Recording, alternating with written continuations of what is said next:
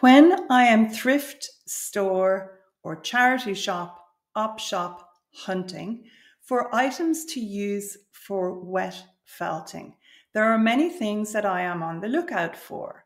And here are my top tips if you are interested in doing the same. The first thing I look for are silk garments that I can deconstruct and use components of them for Nuno felting. I particularly love printed silk. And the more revolting or dated the pattern is, the more attractive it can often be when it has been totally transformed through the Nuno felting process. I look for vintage silk scarves, particularly squares. The larger, the better.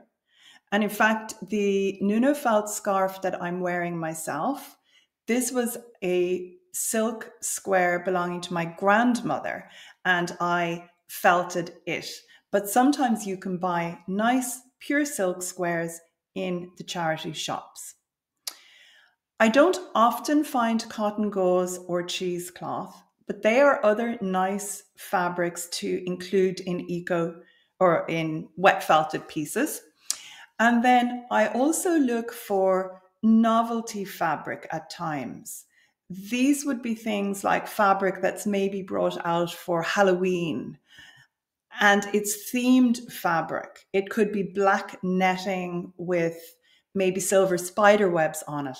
And that can be good fun to cut into pieces and use some of that decor to add interest to the surface detail of sculptural pieces, things such as vessels or bags. For example, if you have a black net and it has a silver spider web, and you combine that with black wool, the net will pretty much disappear into the wool, and you will end up looking as if you have a silver spider web on the surface of your felt. So that can be fun. Leather belts. They are really great to use as bag handles. So if you enjoy felting bags, but you don't want to have an integrated handle, or you want to use the hardware from a leather bag for closures, for example, keep a lookout for leather belts and leather handbags in the thrift stores and use them on your felt pieces. Then sometimes there will be craft supplies. So I always look to see, is there any nice thread, any balls of yarn, wool, embellishing fibers, etc., etc. Sometimes you can be lucky, you might find beautiful vintage buttons as well. Then from the perspective of equipment that I like to have in my studio, I love using a felting net. And the best ones are actually old net curtains. They're much better than a lighter weight tulle fabric, which is often recommended. So if you can just get a heavy old piece of net curtain or mosquito netting in a thrift store, I think you will find that makes a marvelous felting net. Sometimes you might find big blocks of olive oil soap. Again, wonderful.